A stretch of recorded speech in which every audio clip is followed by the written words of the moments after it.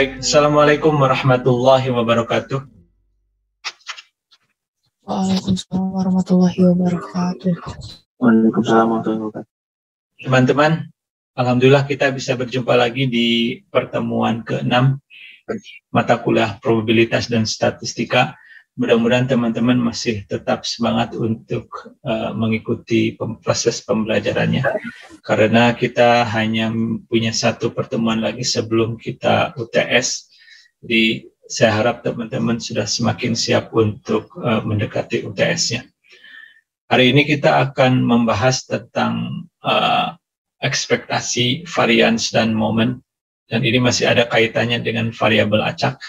Jadi saya harap teman-teman sudah mempelajari atau memperdalam tentang variabel acak sebelumnya terkait dengan distribusi peluang, baik diskrit maupun kontinu, ya, baik istilah PMF ataupun PDF, ya, maupun penggunaan sigma ataupun integral dalam pembuktian ataupun dalam pemeriksaan apakah sebuah fungsi atau distribusi tersebut merupakan distribusi peluang atau bukan. Seperti yang sudah teman-teman pelajari, ada syarat-syarat tertentu untuk membuktikan apakah sebuah fungsi ataupun distribusi itu merupakan fungsi peluang atau distribusi peluang. Karena semakin banyak hitungannya, mudah-mudahan teman-teman juga tetap mempelajari dengan sekuat tenaga dan dengan hati yang ikhlas, ya, agar teman-teman tetap meyakini bahwa ProbStat itu memang bisa dipelajari dan bisa dengan mudah dipahami. Mari kita mulai. Kita kemarin sudah berdiskusi ataupun saya sudah meminta teman-teman untuk melanjutkan atau paling tidak membuat distribusi peluang dari eksperimen yang menggunakan 2 buah dadu. Kita mendefinisikan 3 variabel di sana, ada X, ada Y, ada Z, di mana X adalah jumlah dari nilai kedua mata dadu yang muncul, ya, dari mata dadu 1 berapa, dari mata dadu 2 berapa, kemudian dijumlahkan. Kemudian variabel acak Y juga terkait dengan nilai mata dadu terbesar dari titik sampel ataupun dari kemungkinan yang muncul dari percobaan yang kita peroleh. Akhir adalah tentang selisih nilai kedua mata dadu yang muncul. Ingat teman-teman bahwa ketika kita melakukan penelitian, kita harus selalu bermula dari ruang sampel. Kemudian kalau memang ada pendefinisian variabel acak, berarti kita akan lihat satu persatu dari kemungkinan itu muncul. Seperti ketika kita akan melihat berapa ataupun bagaimana kemungkinan munculnya nilai di dalam jumlah kedua mata dadu yang muncul, berarti teman-teman harus mencacah atau melihat satu persatu dari titik sampel yang mungkin, dari mulai 1, yang terkecil, 1, 2, hingga nanti 6 yang paling besar. Jadi kalau X itu ada mulai nilai yang paling kecil, kemungkinannya adalah 2, yang paling besar adalah 12, kemudian kita bisa mengetahui berapa kemungkinan nilai yang muncul untuk variabel acak X. Juga variabel acak Y juga sama, kemudian variabel acak Z juga sama. Sebelumnya di pertemuan kita minggu lalu sudah saya singgung hal itu. Dan yang paling penting sekali lagi teman-teman harus paham terlebih dahulu dari percobaan yang kita lakukan, bagaimana kondisi ruang sampel dan titik sampel yang muncul ataupun yang ada. Saya sudah meminta teman-teman untuk membuat distribusi peluang. Siapa yang sudah membuat distribusi peluang seperti ini dari tugas minggu lalu? Rangga, buat? Buat tabel distribusi, Pak. Ya, mana? Coba lihat, tunjukkan ke kamera. Oke, ada berapa nilai untuk variabel acak X? X yang 2 koin, Yang dadu. Ini yang dadu yang 36. X itu yang koin. Oh, ya. Jadi yang udah yang koin. Jadi yang dadu belum? Belum, Pak. Oke, baik. Siapa yang udah dadu? Naufal sudah buat yang dadu? Naufal. Muhammad Naufal. Naufal. Dengar suara saya. Kalau lihat background Naufal, saya agak suka merinding. Selalu ditemani oleh 3 orang di belakangnya. Naufal, Kayaknya tidak mendengarkan. Oke, Ivan Nur. Iya, Pak. Sudah buat? Saya buatnya yang koin juga. Oh, gimana? Jadi kalau ketua koordinator kelas buat itu langsung ikutin. Oke. Ada? Iya, Pak. Sudah buat yang dadu? Belum, Pak. Ada. Oke, siapa yang dadu yang sudah buat distribusi peluang ya? Ivo Sierra. Jangan sampai jawab yang belum ya. Belum. Alamak, kalian gimana? Vero Ayu Syahira. Iya, Pak. Sudah buat? Sama Pak, belum juga. Aduh, mau lulus nggak sih? Vero, mau lulus nggak? Mau, Pak. Gimana? Mau lulus Probstat, latihan Probstat juga jarang. Sudah berapa ratus soal yang dikerjakan untuk memperdalam ataupun memperlancar pemahaman Probstatnya Vero? Ada 100? Belum sebanyak itu sih, Pak. Oke, ada. Coba tolong lihat tabel atau distribusi peluang yang ada di layar ini. Yakin ini merupakan distribusi peluang dari sebuah variabel acak? Iya, Pak. Apa ciri-ciri sebuah atau apa syarat sebuah distribusi peluang? Di video sudah saya jelaskan. Saya lupa, Pak. Kayaknya kalau memperhatikan belajar mandiri video yang konsentrasi ya. Oke, jangan banyak melamun. Ada. Oke, Tosi Hendarto. Tosi. Ya. Oke. Apakah benar ini distribusi ataupun tabel ini merupakan distribusi peluang? Kalau menurut pemahaman saya benar, Pak. Apa syarat distribusi peluang itu emang? Ya. Ada berapa syarat paling tidak? Simetris. Ada simetris bukan simetris. syarat. Bukan, simetris itu bukan syarat. Di video Tosi dapatkan apa? Catat ya. Jadi simetris atau tidaknya sebaran bukan merupakan ciri dari variabel ada di distribusi peluang. Yasmin Nabila. Iya, Pak. Apa ciri dari sebuah distribusi peluang itu? Pak nggak ingat. Aduh, emang pernah ingat? Nggak ingat berarti lupa. Mungkin pernah tahu, Pak, tapi nggak ingat gitu. Aduh, Ikram, Taufik, pas juga. Salsa Nabila, apa ciri sebuah distribusi disebut sebagai distribusi peluang? Peluangnya sama dengan 1, Pak. Jumlah peluangnya sama 1, oke. Terus apa lagi? Jeremia bisa dilengkapi? Iya, Pak. Iya. Selain jumlahnya harus 1, Pak, apa lagi? Hasilnya nggak boleh terikat satu sama lain, Pak. Oh, terlalu jauh berpikirnya Jeremia. Oke, ada teman-teman yang lain? Paling tidak ada 2 syarat. Sebuah distribusi ataupun sebuah kemungkinan dari variabel acak akan bisa membentuk sebuah distribusi peluang. Selain jumlahnya harus sama dengan 1, apa lagi? Tidak sama dengan 0, Pak. Maksudnya, atau lebih tepatnya gimana? Peluang tidak mungkin 0, Pak. Karena kalau peluangnya 0, berarti tidak ada percobaan sama sekali, Pak. Yakin? Oke, Anda sudah mendekati. Tapi yang benar adalah peluang XI lebih besar sama dengan 0. Sebenarnya. Yang jelas peluang itu tidak boleh negatif, tidak boleh minus. Tolong catat sekali lagi bahwa syarat bahwa sebuah distribusi akan dikatakan distribusi peluang itu 1, bahwa peluang setiap kejadian itu harus lebih besar sama dengan 0, tapi tidak akan melebihi 1. Yang kedua adalah jumlah dari seluruh kemungkinan adalah 1. Kalau teman-teman lihat, ini adalah semuanya jumlahnya adalah 1. Ini adalah sebuah distribusi peluang. Maka dengan demikian, jumlah kedua mata dadu dari sebuah percobaan dengan menggunakan 2 buah dadu itu merupakan variabel acak yang memiliki distribusi peluang tertentu. Kita akan pelajari dulu atau akan lihat untuk yang diskrit karena ini paling mudah untuk bisa kita pahami dibandingkan dengan yang kontinu. Kalau kontinu syaratnya apa, Faiza? Ya. Syarat yang kontinu apa? Sama nggak syaratnya dengan yang diskrit? Bahwa dia merupakan fungsi distribusi peluang atau PDF. Seharusnya berbeda, Pak. Berbedanya dari sisi apa? Yang lain ada yang bisa bantu? Kalau dari sisi jumlahnya harus tetap sama dengan 1. Hanya kalau teman-teman sudah lihat atau sudah mempelajari benar-benar apa yang ataupun perhatikan dengan seksama apa yang sudah saya sampaikan di video, Perbedaannya hanya dalam satu hal, yaitu ketika teman-teman berhadapan dengan variabel acak diskrit, maka pembuktian sama dengan satunya tinggal dijumlah-jumlahkan. Sedangkan kalau dengan kontinu harus diapakan? Ada yang tahu?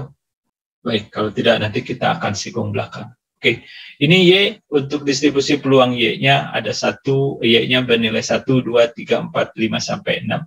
Dengan peluang Y sama dengan Y-nya adalah dari 1 per 36, 3 per 36, sampai nanti 11 per 36. Walaupun demikian tetap jumlahnya adalah 1 atau 36 per 36. Jadi sekali lagi ya, bahwa simetris atau tidaknya sebaran peluang itu bukan ciri dari distribusi peluang. Karena boleh jadi peluang itu ataupun variabel acak itu memiliki distribusi peluang yang seperti di tabel yang paling kanan ini. Lalu kita satu lagi, Z sama. Kalau Z berarti ini peluangnya sama, 6 per 36 semua. Baik yang Z sama dengan 0, Z sama dengan 1, sampai Z sama dengan 5, peluangnya sama, yaitu 6 per 36.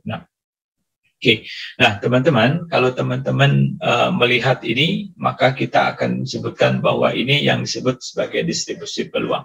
Tapi ada lagi yang kita coba sajikan, variabel acak, kemudian ada peluangnya, tapi bentuknya seperti ini. Apa ini namanya? Faris-Chandra-Yoga Pratama. Faris, apa ini namanya? Lupa. Aduh, lupa teman-teman, jangan lupa. Bintang, apa namanya bintang? Bintang ada? Ada, Pak. Apa yang paling kanan ini namanya? Bentar, Pak. Oke, Rangga. Kalau yang paling ini, yang ini namanya distribusi peluang, ini namanya apa Rangga? Di video sudah juga disinggung. Atau gini, Rangga, perbedaan antara tabel yang paling kanan dengan yang kedua dari kanan, dari sisi peluangnya, apa? Distribusi peluang di kontinu bukan, Pak? Oke, sebentar kalau gitu. Kita ke sini dulu. Perhatikan distribusi peluang ini. Bagaimana penulisan peluang untuk setiap kejadian X-nya? Apa penulisan yang ada di atas? Tinggal dibaca tuh, apa tuh? Judulnya apa? Judul hasil pengetahuan dua buah dadu, Pak. Oke, itu judul kolomnya. X-nya kan 2, 3, 4, 5, 6, 7. Kemudian 1 per 36, 2 per 36 itu apanya? Oh, total sampelnya, Pak. Bukan total sampel. Di atas apa di kolom judulnya tuh lihat? P, X sama dengan X, Pak. Oke, P, X sama dengan X. Artinya apa? Peluang apa? Peluang dari X, Pak. Ya, betul. Total. Peluang dari variabel acak pada saat bagaimana? Saat pengetahuan dua dadunya, Pak. Oke. Jadi peluang variabel acak X ketika dia mempunyai nilai sebesar X. Mana nilai X-nya? Yang 36, Pak. 36. Itu 2, 3, 4, itu 2, 3, 4 itu adalah nilainya. Sedangkan 1 per 36, 2 per 36 itu apanya? Total itunya, Pak. Yang muncul, Pak. Bukan total. 2 per 36 itu sudah dalam bentuk apa? Peluangnya, Pak. Peluang. Jadi kalau saya tanya, Chandra, berapa peluang X sama dengan 4? Jika X merupakan jumlah mata dadu, kedua mata dadu yang muncul pada pengetahuan 2 buah dadu. Berapa peluang X dengan 4? 3 per 36, Pak. Oke, 3 per 3. Artinya bahwa kejadian munculnya jumlahnya 4 itu adalah peluangnya sebesar 3 per 36. Betul begitu? Betul, Pak. Oke, nah Chan, sekarang kalau sebelah kiri, perhatikan. Nilai X-nya sama nggak? Itu X-nya lebih kecil dari sama dengan X kecil. Bukan, nilai X-nya sama? Beda, Pak. Oh, nilai X-nya sama. Sama, yang beda apanya? PX sama dengan Oke, yang beda adalah pendefinisian peluangnya. Kalau yang di paling kiri, paling kanan, pendefinisiannya apa, Chan? X, P, X kurang dari sama dengan X. Peluang X lebih kecil sama dengan X. Jadi kalau saya menunjuk X sama dengan 4, 6 per 36 itu artinya apa, Chan? Kurang dari X mungkin. Bukan mungkin. Lihat. Peluang X lebih kecil sama dengan X. Artinya kalau dapatkan ini kan rumusnya. Jadi kalau ini gimana? F besar X kan kita nuliskan. Karena ini kita sebut sebagai distribusi peluang kumulatif. Atau istilah lain, ada yang disebut atau menyebutnya sebagai fungsi distribusi. Jadi ketika saya di baris kelima, kalau ditanyanya peluangnya saja, berapa kejadian X sama dengan 5, itu 4/36. Tetapi kalau di tabel yang paling kanan, F besar 5, artinya apa? Berarti 6/36 kurang dari sama dengan 4. Nah, berarti dia tidak hanya berbicara X sama dengan 5 saja, tetapi juga melingkupi apa? Intervalnya, Pak. Melingkupi nilai-nilai variabel yang seperti apa? Variabel yang gimana Pak maksudnya, belum paham.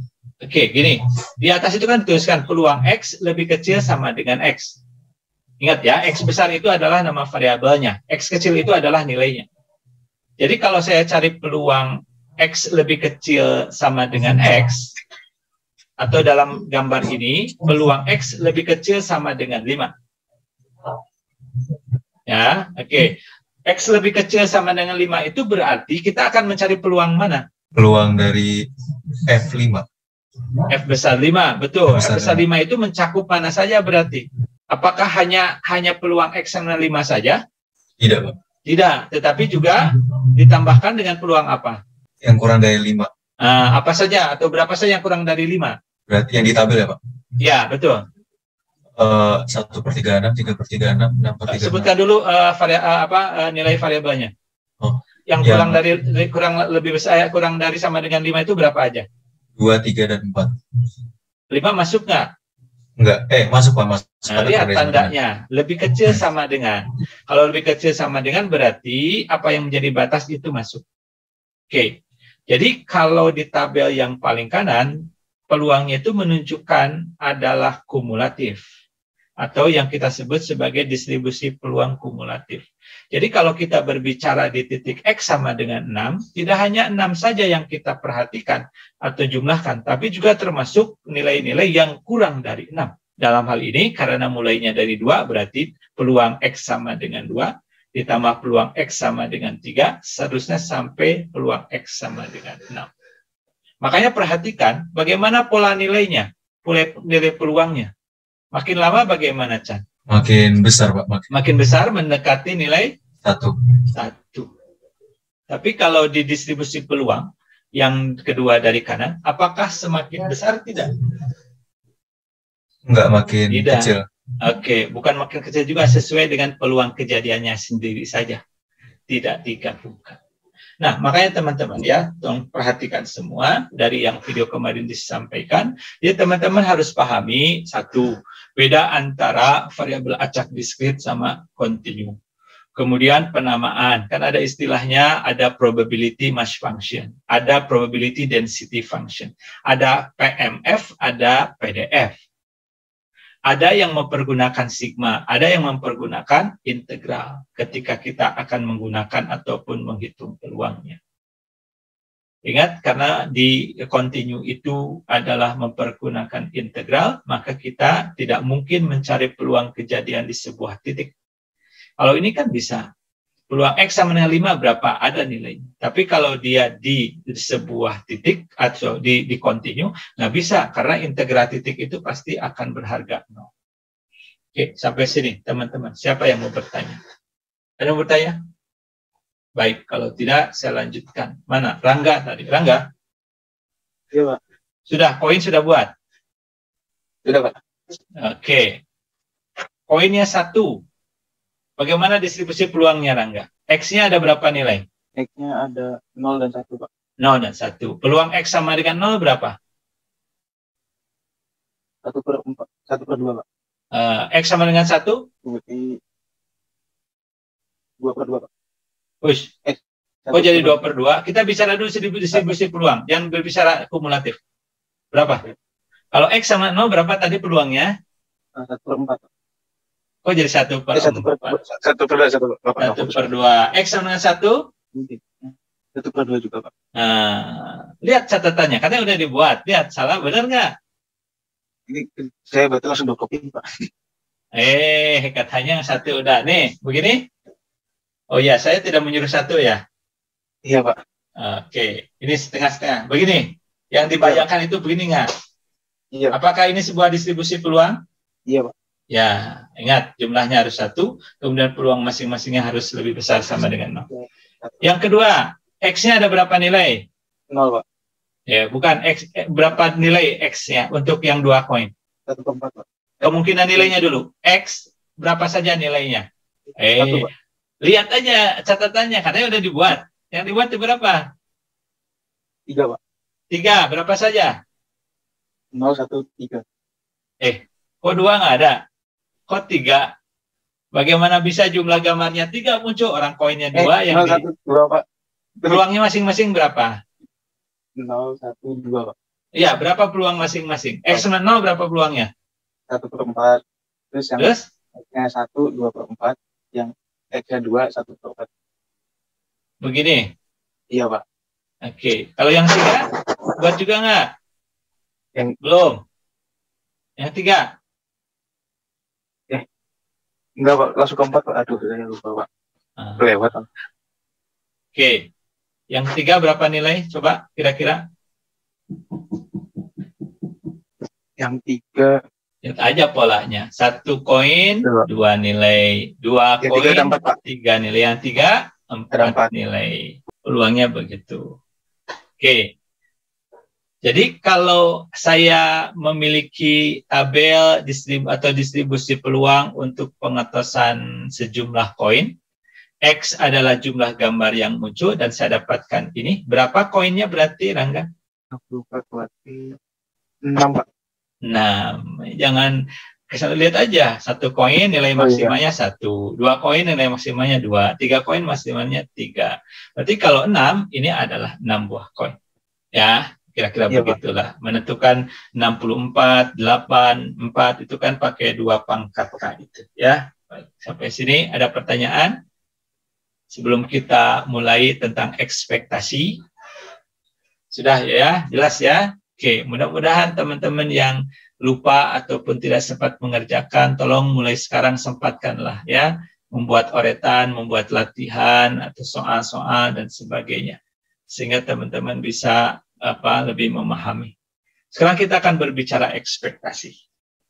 Ya, ekspektasi itu adalah biasanya akan dilakukan ataupun akan dihitung ketika kita berhadapan dengan variabel acak dan distribusi peluang untuk bisa melihat ya berapa nilai rata-ratanya ataupun berapa nilai minnya. Karena ekspektasi disebut juga sebagai mathematical expectation atau average atau expected value dan sebagainya. Rumus untuk mencari nilai ekspektasi X ini, ingat ya, ekspektasi X itu kita tulis E dalam kurung X. Nah, kita bacanya kalau ada menemukan rumus ataupun tulisan E dalam kurung X, berarti itu kita sebut sebagai ekspektasi X. Ini rumusnya. Jadi kalau untuk variabel acak diskrit, maka karena dia diskrit, kita pergunakan sigma. Menghitungnya adalah sigma XI kali P atau peluang X sama dengan XI. Sedangkan kalau untuk yang kontinu, maka pencarian nilai ekspektasinya dengan menggunakan integral, yaitu integral dari min tahingga sampai plus tahingga X kali Fx dx. Silakan dicatat dulu rumusnya. Karena teman-teman selanjutnya harus orat-orat ya. Sudah? Oke, sudah semua dicatat? Nah, mari kita sekarang mulai praktek ya. Oke, contoh sekarang. Misalkan kita punya variabel acak X dengan 3 kemungkinan nilai 0, 1, 2. Kemudian peluang X sama dengan X-nya adalah 1/4, 2/4, dan 1/4. Teman-teman, catatan penting adalah ketika teman-teman akan menghitung nilai ekspektasi, maka yang harus dipastikan terlebih dahulu apakah distribusi peluang yang kita miliki itu memang distribusi peluang atau tidak. Ada 2 syarat yang tadi disebutkan bahwa distribusi peluang itu harus memiliki jumlah peluang keseluruhannya adalah 1. Dalam hal ini berarti 4/4. Ya. Nah, sekarang suruhannya adalah tentukan nilai ekspektasi X-nya. Reza ada atau ketiduran? Angelita? Ya, Pak. Oke. Ini variabel acak diskrit atau kontinu? Variabel diskrit bukan, Pak. Oh, kok nanya lagi? Yakin discrete atau bukan? Bagaimana cara membedakan discrete continue itu? Angelita, gimana caranya? Kalau discrete itu peluang totalnya sama dengan 1, Pak. Oke. Kalau continue tidak sama 1. Angelita. Kalau continue tidak sama 1. Kalau continue itu bisa sampai tak hingga, Pak. Apanya? Apanya yang sampai tak hingga? Peluangnya? Iya, Pak, peluangnya, Pak. Peluangnya atau nilai variabel acaknya? Tapi pertanyaan pentingnya, apakah variabel acak discrete juga tidak bisa sampai tak hingga? Jadi masalah membedakan antara variabel acak discrete dan continue ya tidak terkait dengan tak terhingga atau tidak. Ya, tapi yang dilihat apanya? Ada yang dilihat apanya kalau membedakan discrete sama continue? Ada. Jumlah pengulangannya bukan ya, Pak? Oke, ada jawaban lain? Kita udah berulang-ulang berbicara ruang sampel. Ya, kalau teman-teman masih bingung membedakan, berarti kita harus memperdalam lagi pemahaman kita. Yang paling sederhana membedakan discrete atau continue itu, lihat titik kemungkinan atau titik sampelnya. Kalau dapat dihitung itu discrete. Itu saja kuncinya. Kalau tidak terhingga, tidak bisa kita hitung, berarti itu continue. Gitu. Oke, ada.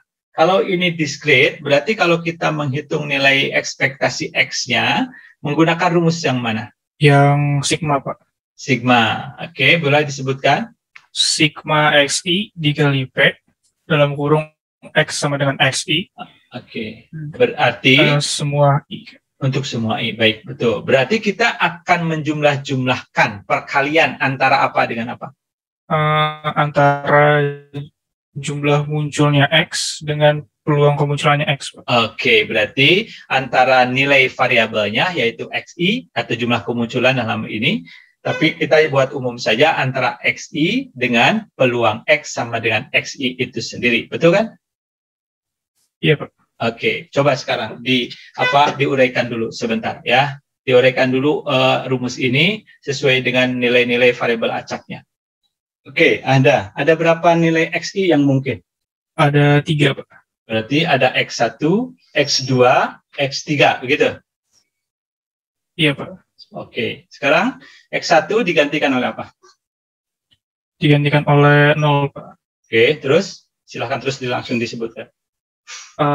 X1 digantikan oleh 0, untuk peluang X sama dengan X1-nya digantikan oleh 1/4, ditambah dengan X2 digantikan oleh 1, dengan peluang dari X sama dengan X2-nya digantikan oleh 2/4 atau setengah, ditambah dengan X3-nya digantikan oleh 2, dan peluang dari X sama dengan X3-nya digantikan oleh 1/4. Oke, jadi akhirnya seperti ini, hitungan ada. Iya, Pak. Oke, jadi berapa hasilnya? 1, Pak. Begini? Iya, Pak. Perhatikan ya. Oke, teman-teman. Untuk mengontrol apakah hitungan kita benar atau tidak, ya baik nanti di discrete maupun di continue, ketika teman-teman menghitung nilai ekspektasi X, perhatikan nilai kemungkinan dari X. Nilai ekspektasi X ini tidak akan keluar dari rentang kemungkinan nilai itu. Oke, sekarang kemungkinan nilai X-nya berapa ada? 0 sampai berapa? 0 sampai dengan 2, Pak. Oke, berarti kalau saya menghitung, ternyata didapatkan ekspektasi X-nya adalah 2,5. Benar atau salah kira-kira? Salah, Pak. Salah, karena harus ada di antara 0 sampai 2. Entah itu 0, entah itu 1, entah itu 2, atau mungkin juga nanti setengah. Oke, sekarang perhatikan. Yang sederhana nih ya, kita balik dulu ke yang tadi. Berapa ini ekspektasi X-nya ada? 2, Pak. 1, Pak. Bu, hitung dulu. Berapa ekspektasi X-nya? Langsung aja. Ingat, rumusnya tadi apa? Sigma XI tambah peluang dari X sama dengan XI, kan? XI, Pak. Ada berapa nilai kemungkinan XI-nya? Ada 2, Pak. Oke. Tanpa melalui tahapan tadi, berapa hasil ekspektasi XI-nya? Gampang kan? Setengah, Pak. Iya, setengah. Jadi 0 kali setengah ditambah 1 kali setengah. Hasilnya setengah. Perhatikan nilai, berarti ekspektasi X itu sebenarnya nilai X ya. Jadi X itu ada yang di tabel kan ada 0, ada 1. Sekarang ekspektasi X-nya jadi ada di antara 0 dan 1. Betul kan? Iya, Pak. Oke, jadi dia ada di tengah-tengah. Oke, sekarang kita lihat lagi. Yang ini 1 ada di mana? Ada di tengah, Pak. Di tengah-tengah juga. Nah, tips yang kedua, selain besaran nilai ekspektasi X tadi, kalau teman-teman berhadapan dengan distribusi peluang seperti ini, yang penyebarannya simetris itu maksudnya antara kiri dan kanan sebarannya sama. Ini kan 1, 2, 1. Kebayangkan? Simetris kan? Betul nggak simetris? Iya, Pak. Nah, kalau simetris berarti ekspektasi X itu akan selalu jatuh di tengah-tengah nilai X-nya. Tadi 0 dan 1 simetris, jatuhnya di mana? Di setengah. Tengah-tengah bukan? Iya, Pak. Tapi catatan ya, bahwa distribusinya adalah simetris. Oke, sekarang perhatikan. Ini, yang 6 dulu deh, yang 6. Simetris tidak sebaran peluangnya? Simetris, Pak. Simetris. Nilai X-nya ada berapa kemungkinan tadi? Nilai X-nya ada 7 kemungkinan. Tanpa menghitung terlebih dahulu, berapa ekspektasi X-nya? 3, Pak. 3. Silahkan nanti dibuktikan. Pasti 3 itu. Ini? 1,5, Pak. Iya, 1,5 ya. Nanti teman-teman bisa buktikan. Nah, pertanyaan lebih jauh lagi. Sekarang, kalau ini kan nggak bisa. Nah, ini. Simetris tidak? Simetris, Pak. Nanti ekspektasi X-nya berapa? 7, Pak. 7. Oke, betul. Nanti bisa dibuktikan oleh teman-teman. Saya tanya sekarang. Yang ini, simetris tidak? Yang sebelah kiri? Yang sebelah kiri, betul. Tidak, Pak. Tidak. Oke, nah catatan. Nilai ekspektasi X-nya tetap akan ada di antara 1 dan 6. Tetapi tidak akan jatuh di 3,5. Karena apa? Karena sebaran peluangnya kan makin besar nilai variabel acaknya, maka dia peluangnya semakin besar kan? 1, 3/6, 3/36, dan sudah sampai 11/36. Nah, kemana nanti akan bergesernya? Nah, perhatikan pergeseran dari nilai peluang. Kalau nilai peluangnya semakin lama semakin besar, ketika nilai variabel acak semakin besar, maka dia akan bergeser ke nilai variabel acak yang lebih besar. Tapi tidak akan melebihi 6. Mungkin nanti lebih dari 4, tapi kurang dari 5, atau mungkin sekitar 5, nanti silahkan nanti dihitung. Ya, nah jadi teman-teman itu tipsnya. Jadi untuk variabel acak yang penyebarannya secara simetris, kita sudah dapat menduga terlebih dahulu nilai ekspektasi X-nya itu akan ada jatuh di tengah-tengah. Ya, tapi kalau sebaran peluangnya tidak simetris, itu harus dihitung atau dibuktikan dengan pasti, walaupun kita sudah akan bisa menebak pergerakannya akan kemana. Di ujian, tetap kita pun harus menghitung. Tidak bisa kita dengan langsung ataupun kita melakukan penebakan atau menjawab dengan cara itu. Bukan dengan cara singkat. Jadi saya berikan teman-teman clue untuk cara singkat, hanya untuk memastikan bahwa apakah hitungan kita benar atau tidak.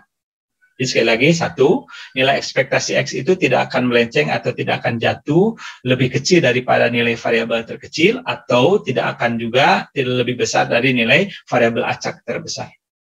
Pasti akan ada di antara itu semua. Yang kedua, kalau distribusi peluangnya simetris, maka nilai ekspektasi X itu akan jatuh di tengah-tengah. Oke, itu ekspektasi X. Ada pertanyaan, teman-teman? Baik, kalau tidak, kita lanjutkan untuk contoh yang kedua. Misalkan, X memiliki fungsi peluang sebagai berikut.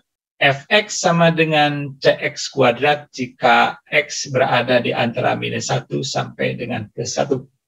0 jika lainnya. A. Tentukan nilai C sedemikian rupa sehingga fungsi tersebut merupakan PDF. Kalau PDF syaratnya berapa atau apa nanti teman-teman tahu. Yang B, hitung nilai ekspektasi X-nya. Oke, sekarang. Faiza, ini distribusinya discrete atau continue? Discrete, Pak. Wis, dari mana tahu discrete? Bisa dihitung rentangnya? Intervalnya bisa dihitung? Interval X-nya kan dari -1 sampai 1. Tuh. Terus, kalau ini 0. Oke, jadi apa alasannya ini adalah discrete? Karena nanti kalau misalnya disubstitusikan nilai X-nya ke persamaannya itu kan nanti kuadrat, jadi dia nanti membentuknya simetris, Pak. Oke, sekali lagi, simetris atau tidak bukan masalah diskrit atau kontinu. Perhatikan sekarang. Jadi ketika kita menentukan apakah sebuah variabel acak itu diskrit atau kontinu itu dilihat dari kemungkinan nilai X-nya. Itu yang pertama. Yang kedua, sebenarnya ada clue. Kalau teman-teman cermati dari penjelasan saya di video, penulisan fungsi peluang antara diskrit dan kontinu itu berbeda. Kalau yang diskrit selalu mempergunakan Px sama dengan X atau pakai probability mass function. Kalau f kecil x itu pertanda apa? Nah, continue. Jadi kalau penulisan fungsi dengan menggunakan f kecil x itu dapat dipastikan ya dugaannya sangat besar bahwa itu adalah continue. Dan melihat rentang atau interval yang dimiliki pun harusnya dia adalah akan memiliki continue. Oke, sekali lagi ya, tolong nanti perhatikan baik-baik di video-video kemarin bisa dilihat lagi ya penjelasan perbedaan antara diskrit maupun continue.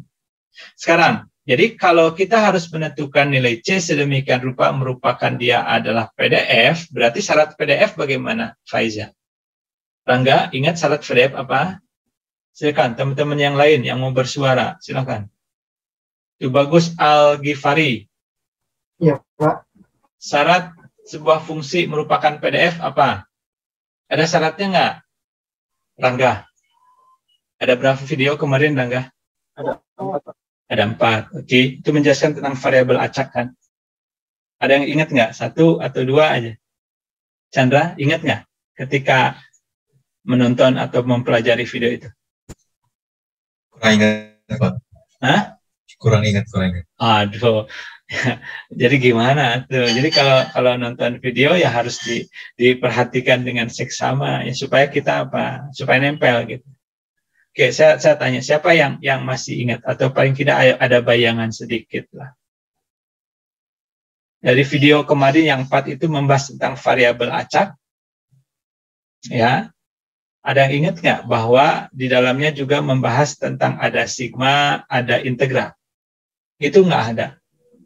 Atau jangan-jangan saya salah memberikan ini. Saya sedikit lupa, Pak, bagian situnya, Pak. Sedikit lupa bagian itu, bagian pas yang ditanyakan. Iya, Pak. Oke. Sebentar, biasa perempuan ingatannya panjang. Yasmin. Iya, Pak. Pernah menemukan yang hal ini di video? Mengapa lupa? Syarat PDF itu adalah integral dari min ta hingga sampai plus ta hingga fx dx harus sama dengan 1. Lupa? Iya, Vero? lupa, Pak. Vero, ingat Vero? Ivo Sierra. Ingat? Tidak, Pak. Aduh. Faiza, ingat nggak ada ini? Atau tidak ada? Ingat, Pak, cuma nggak ingat spesifik di bagian mana. Tapi ada. Integral fx dx sama dengan 1. Ada. Oke, sekarang mari kita ingat lagi bersama-sama. Nah, ketika nomor A akan dijawab, berarti kita harus mengintegralkan mana? Yang Cx kuadrat, Pak. Nah, fx itu kan, fx itu kita integralkan dan harus kita buat sedemikian rupa sehingga kita akan mendapatkan C yang menghasilkan jumlah integralnya sama dengan 1. Oke, sampai sana? Iya, Pak. Bisa mengikuti? Iya, Pak. Oke, mari kita lihat sekarang. Berarti ini kan? Berarti kita akan mengerjakan integral min ta hingga plus sampai plus ta hingga fx dx itu sesuai dengan fungsinya ini. Betul nggak? Betul, Pak. Oke. Faiza, sekarang perhatikan fungsi itu. Pada dasarnya fungsi ini ada berapa interval? Dari min ta hingga sampai plus ta hingga ini terbagi menjadi berapa interval? Di fx Terbagi ini. menjadi 2, Pak. 2 atau 3? Oh, 3. Dari 1? Yang pertama dari minus ta hingga sampai dengan min 1. Sampai dengan min 1. Good, yang kedua ya. dari min 1 sampai 1. Betul. Lalu yang ketiga dari 1 hingga plus ta hingga. Oke, pertama. Jadi kita akan bagi min ta hingga sampai plus ta hingga menjadi 3 interval. Yang pertama tadi min ta hingga sampai min 1. Berapa nilai fx-nya? 0, Pak. No, berarti begini kan? Iya. Ditambah? ditambah integral 1 sampai min 1 sampai 1 dengan fx cx kuadrat dx. Begini? Iya. Oke, yang terakhir? Yang terakhir integral 1 hingga 0 dx. 0 dx. Oke. Sudah lengkap semua? Sudah, Pak. Udah ya. Oke, sekarang bisa kita rubah menjadi begini. Betul? Betul, Pak. Karena berapapun ataupun fungsinya, berapapun batasnya, kalau fungsinya 0, tapi hasilnya 0 kan? Iya, Pak. Oke, dan kita akan buat seperti ini. Benar? Benar, Pak. Oke, kalau disederhanakan, integral ini jadi bagaimana? Bacanya bisa dikeluarkan terlebih dahulu, Pak. Begini? Iya. Oke, terus? Lalu kita integralkan x kuadratnya, berarti jadi 1/3 x pangkat 3. Begini? Iya, Pak. Batasnya benar? Iya, batasnya benar. Oke, habis itu diapain lagi? Dimasukkan nilainya. Substitusi min 1 plus 1? Iya. Oke, kalau saya lebih senang begini dulu. 1/3 C-nya dikeluarkan lagi dulu. Supaya tidak meribetkan dalam perhitungan. Boleh begini kan? Bisa, Pak. Oke, jadi sekarang kita tinggal substitusikan unsur yang ada X-nya saja. Jadi berapa? Coba sekarang di kodrat sendiri dan hasil akhirnya berapa, Faiza? 2/3 C, Pak. 2/3 C. Masih ada C-nya. Oke, 2/3 C ya. Jadi begini, ini nantinya yang minus 1 pangkat 3 tetap minus 1 ya. Jadi akhirnya 1/3 C kali 2 kan? Iya, Pak. Akhirnya 2/3 C. 2/3 C harus sama dengan berapa? Sama dengan 1, Pak. Sama dengan 1. Maka C-nya jadinya berapa sekarang? 3/2. 3/2. Oke. Sekarang berarti kita punya persamaan atau fungsinya bagaimana? Persamaannya fx sama dengan 3/2 x kuadrat jika nilai x di antara min 1 hingga 1, lalu bernilai 0 jika lainnya. Kenapa kita yakin sekarang bahwa ini PDF? Nah, sudah nilai fx-nya sudah memenuhi syarat PDF. Sudah diintegralkan ya. Oke. Ini baru pertanyaan A kan? Yang B-nya apa pertanyaan? Untuk mencari nilai ekspektasinya, Pak. Ekspektasi X. Oke, perhatikan baik lagi. Karena ini kontinu, maka ekspektasi X rumusnya bagaimana? Integral dari negatif tahingga hingga positif tahingga X fx dx. Begini? Iya, Pak. Oke. Nah, kalau sudah begini, berarti tinggal kita lakukan seperti tahapan tadi, kita pecah menjadi 3 interval yang akhirnya akan menjadi ini yang ada nilainya. Betul kan? Iya, Pak. Oke, nanti tolong dikerjakan teman-teman ya. Jadi bisa dikeluarkan dulu 3/2-nya, berarti nanti tinggal integral X pangkat 3 dx dan seterusnya. Nanti akan diperoleh hasilnya berapa ya. Oke, ada pertanyaan? Karena selanjutnya tinggal kalkulus biasa saja. Betul kan? Begitu nggak, Faiza?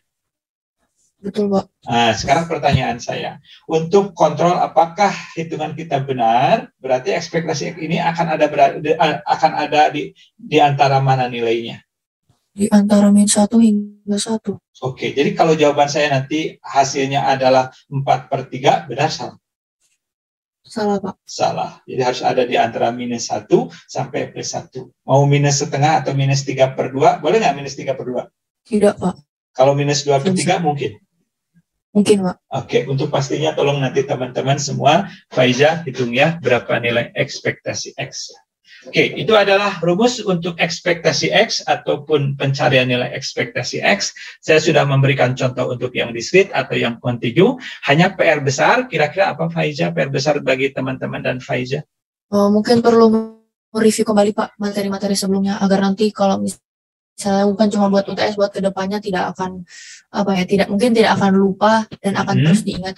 Oke, yang paling penting Anda bisa membedakan mana apakah ini discrete atau kontinu. Di sana persimpangannya, benar nggak? Ya. Karena kalau salah menentukan seperti tadi Faiza bilang discrete, maka pasti Faiza akan menghitung ekspektasi X-nya pakai apa? Pakai sigma, yang belum tentu benar. Jadi sekali lagi teman-teman, penting sekali untuk membedakan mana discrete, mana kontinu. Cara terbaiknya adalah latihan yang banyak ya. Oke, mudah-mudahan nanti saya bisa upload atau bisa memberikan contoh-contoh pengerjaan soal-soal UTS kepada teman-teman, karena saya ada database beberapa ya untuk untuk bahan. Tapi sekali lagi di awal teman-teman harus latihan dulu bagaimana cara menjawab soal dan sebagainya. Nanti kalau dikasih berarti jangan hanya dilihat ataupun dibaca saja, tapi tolong dipraktekkan karena kumpulan soal-soal itu banyak. Saya punya lebih dari 5 UTS ataupun 5 UAS. Ya, jadi kalau teman-teman mau berlatih dari sana, rasanya cukup banyak untuk latihan soalnya. Silakan teman-teman kalau ada pertanyaan. Baik, saya lanjutkan ya. Nah, sekarang ada istilahnya momen. Jadi kalau terkait dengan variabel acak, kemudian distribusi peluang ataupun fungsi peluang, kita bisa mencari yang disebut dengan momen ke n. Momen ke n dari variabel acak random x katakanlah didefinisikan sebagai fungsi sebagai berikut. Ingat, karena momen ke n, maka kita akan mencari ekspektasi x pangkat n. Hampir sama dengan tadi ketika kita mencari nilai ekspektasi, maka yang tadi xi sekarang diganti menjadi xi pangkat n. Yang tadi x saja sekarang menjadi x pangkat n. Jadi integralnya adalah x pangkat n integral fx dx. Ya, jadi ini yang disebut dengan momen ke n dari sebuah proses ataupun sebuah perhitungan nilai tertentu yang dapat kita cari. Nah, pertanyaan saya sekarang, bintang ada nggak bintang sebenarnya?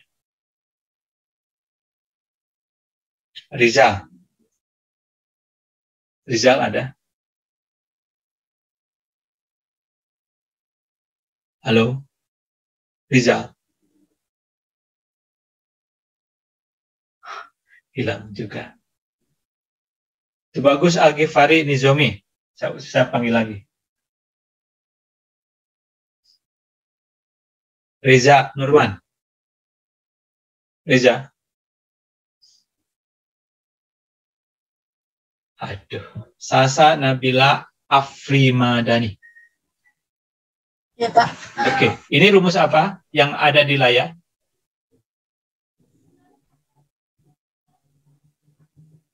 Rumus mencari apa?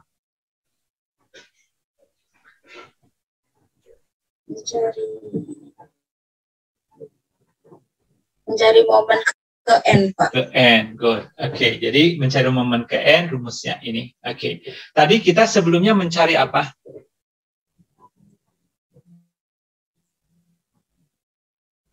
Mencari C, Pak. Ya. Mencari C, tapi nomor B-nya mencari apa? Oh.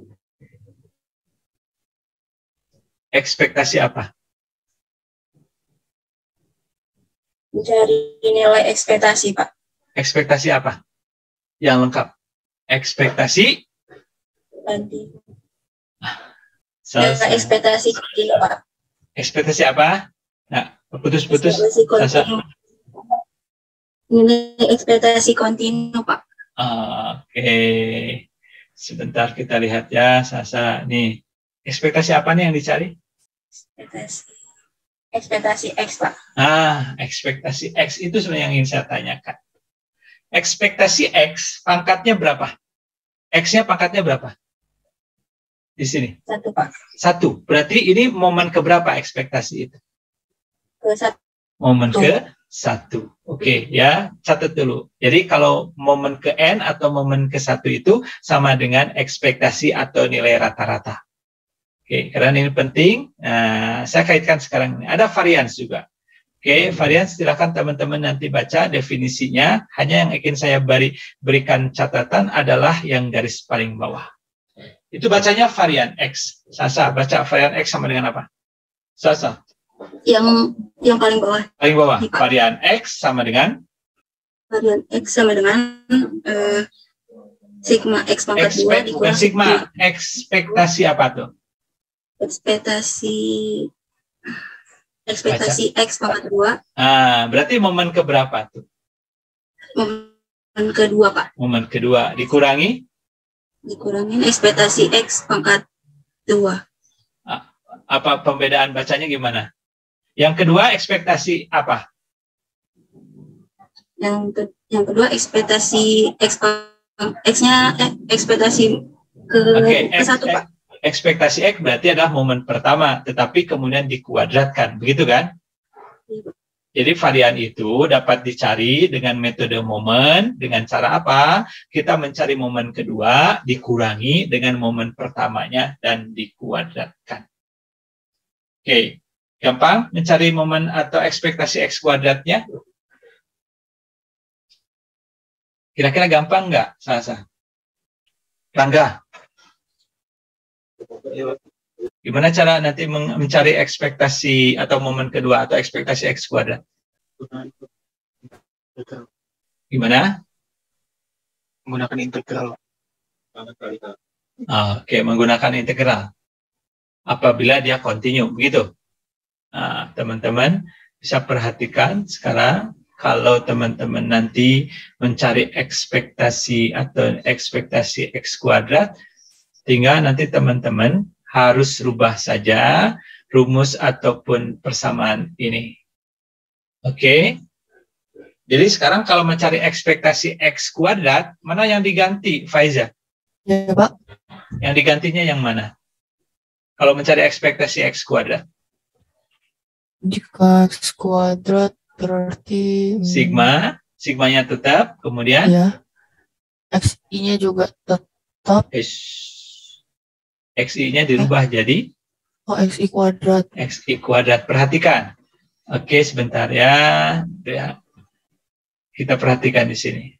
Jadi kalau kita mencari ekspektasi X pangkat N, maka jadi kalau ekspektasi X kuadrat berarti kita merubah XI-nya menjadi XI pangkat N, Pak.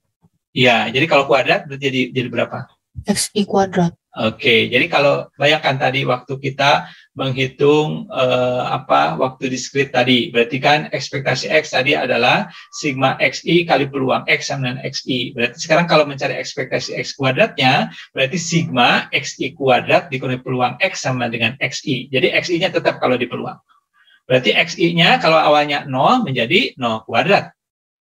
Kalau 1 jadi 1 kuadrat. Kalau 2 jadi 2 kuadrat. Gampang kan ya? Nggak susah kan? Rangga, sang koordinator. Gampang nggak? Rangga? Gampang nggak? Gampang ya? Lumayan. Ya, pokoknya nanti kalau untuk mencari varians, ya, mudah-mudahan nanti saya videonya bisa saya sertakan atau saya berikan kepada teman-teman adalah untuk yang ini. Ya, sekali lagi untuk mencari varians seperti ini. Baik, ada pertanyaan sampai sini? Ini sifat-sifat varian juga rasanya nanti akan saya jelaskan ya di video khusus tentang ini. Jadi kalau nanti ada suatu fungsi baru, misalnya kita akan mencari ekspektasi dari persamaan AX plus B, di mana X ini merupakan variabel acak. Maka nanti perumusannya menjadi A, karena A ini konstanta, kali ekspektasi X ditambah B. Jadi kalau A-nya 0, maka nilai ekspektasi AX plus B-nya tinggal ekspektasi B saja. Atau karena ekspektasi B itu adalah B, jadi ekspektasi konstanta itu akan menjadi konstanta itu sendiri. Jadi nilai dari persamaan ini akan menjadi B, kalau memang A-nya sama dengan 0. Ya. Kemudian untuk varians, nah varians bedanya, kalau teman-teman mencari varian AX plus B, maka nanti misalnya dicari dulu varian X-nya sudah dapat. Nah, kalau sudah dapat tidak usah dicari lebih jauh lagi. Cukup aja mencari A kuadrat varian X-nya. Karena varian B itu nggak ada. Karena varian dari konstanta itu harganya 0. Gitu, seperti itu. Oke. Ini hilang. Oke. Nah, ini teman-teman ada juga yang namanya fungsi pembangkit momen, sama juga itu adalah nilai ekspektasi, tapi ekspektasinya bukan ekspektasi X. Kalau fungsi pembangkit momen itu ekspektasinya ekspektasi dari E pangkat TX. Jadi E pangkat TX. Kemudian ada lagi satu lagi, yaitu fungsi karakteristik. Kalau fungsi karakteristik, ini adalah ekspektasi dari E pangkat ITX. Ada nilai atau bilangan karakteristiknya. Tapi nggak usah khawatir karena untuk yang kompleks ini sepanjang saya ketahui tidak pernah keluar dari UTS. Ya, di UTS tidak ada soal-soal terkait fungsi pembangkit momen dan fungsi karakteristik. Hanya saja ini biar teman-teman mengenal atau melihat. Yang jelas sekali lagi nilai ekspektasi itu bisa dicari, ya, termasuk juga pencarian nilai-nilai dari fungsi trigonometri dan sebagainya. Oke. Ada pertanyaan sampai sini teman-teman? Saya yakin makin lama memang bahannya makin kompleks, ya. Jadi menuntut teman-teman harus terus mempelajari dengan lebih serius dan lebih mendalam. Paling tidak ada usaha atau upaya untuk dapat kiranya teman-teman membuat atau mengerjakan soal latihan dengan lebih banyak. Oke, ada pertanyaan silahkan. Kalau tidak ada, itu saja yang bisa saya sampaikan. Mudah-mudahan teman-teman bisa menjadikannya sebagai titik awal untuk memperdalam nantinya. Sekali lagi, mohon maaf kalau ada kesalahan dalam penyampaian. Selamat berlibur atau berweekend dan mudah-mudahan tetap teman-teman selalu ada dalam keadaan sehat walafiat. Assalamualaikum warahmatullahi wabarakatuh. Waalaikumsalam warahmatullahi wabarakatuh. Sama-sama.